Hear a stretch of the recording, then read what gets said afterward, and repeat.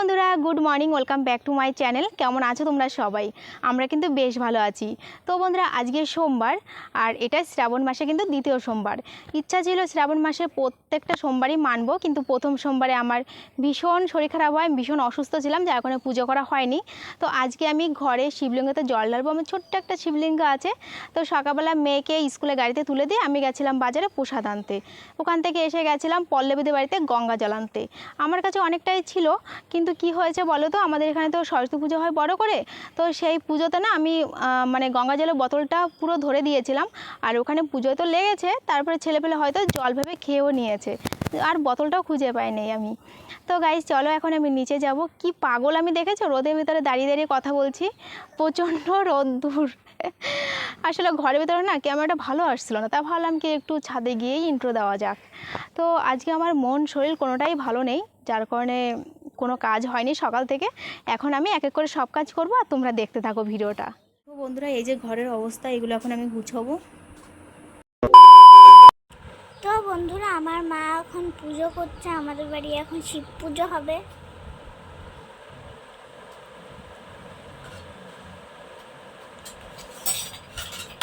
তো মাঝখানের ভিডিও করা হয়নি, আসলে আজকে আমি ভীষণ ব্যস্ত ছিলাম। তাছাড়া তোমাদের তো প্রথমেই বললাম আজকে আমার মনটা ভালো নেই, সঙ্গে শরীরটাও খারাপ। তাই মাম্মা বাড়িতে এসেছে, আসার পরে মাম্মাকে বললাম মাম্মা একটু ভিডিও করে দে, কারণ সকালের পরে আর কথা বলা হয়নি। তো বন্ধুরা, আমার মনে হয় সব কিছুর জন্য মনটাই মেইন। মন যদি খারাপ থাকে দেখবে কোনো কিছু ভালো লাগে না। তো আমি যখনই ভাবি কন্টিনিউ ভিডিও করব, তখনই আমি দেখেছি আমার জীবনে ভীষণ একটা প্রবলেম সৃষ্টি হয়। তখন মন মানসিকতাই মানে চেঞ্জ হয়ে যায় যে ভিডিও করব না। কিন্তু এবার আমি ভেবেছি যত যাই হোক না কেন ভিডিও আমি ছাড়বো না, ভিডিও কন্টিনিউ করব। নিজের পায়ে দাঁড়ানো ভীষণ জরুরি। তো আমি আর মাম্মা দেখো পুজোতে বসে পড়েছি। চলো আমরা পুজো করি আর তোমরা দেখতে থাকো।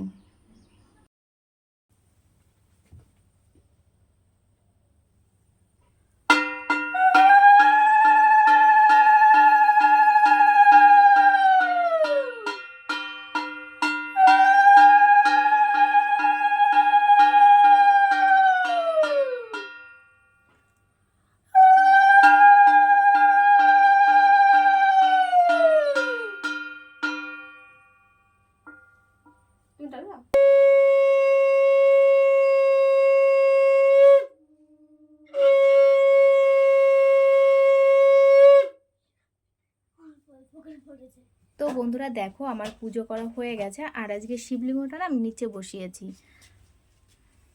আমি চলে যাব রান্নাঘরে। এখনও রান্না করিনি আমি। মেয়ে স্কুল থেকে এসে খেয়েছে দুধ আর কর্নফ্লেক্স। রান্না হবে, তারপরে ভাত খাবে। এখন শাড়িটা চেঞ্জ করব, নাইটি পরবো। এই যে মাম্মা স্কুল থেকে চলে এসেছে, আমার সঙ্গে পুজো করলো। শাড়ি পরে আমাকে কেমন লাগছে? খুব তাড়াতাড়ি করে শাড়িটা পরেছি। এই শাড়িটা পরতে খুবই ভালো, কিন্তু পরে হাঁটতে খুবই মুশকিল ব্যাপার। আমার কিন্তু রান্না হয়ে গেছে, আমি ভাতও নিয়ে এসেছি। এই দেখো, মাম্মাকে এখন ভাত খাওয়াবো। সয়াবিন রান্না করেছি, নিরামিষ সয়াবিন। যাবো আবার বাজারে। এরকম যদি দুই বেলা কেউ বাজারে দৌড়ায় না, এমনি রোগা হয়ে যাবে। এখন যাব সবজি আনতে। আমাদের এখানে আজকে হাটবার।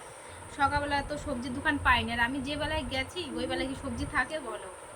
মামা তাড়াতাড়ি আয়, বাজে হচ্ছে 5টা। খেলতে যাবে, আগে ভাতটা খাও, আমি তাড়াতাড়ি করে ঝটপট করে ঘর গুছিয়ে চলে যাবো। বৃষ্টি পড়ছে আবার। বৃষ্টি পড়ে গেছে, তাড়াতাড়ি আসবো বাবা।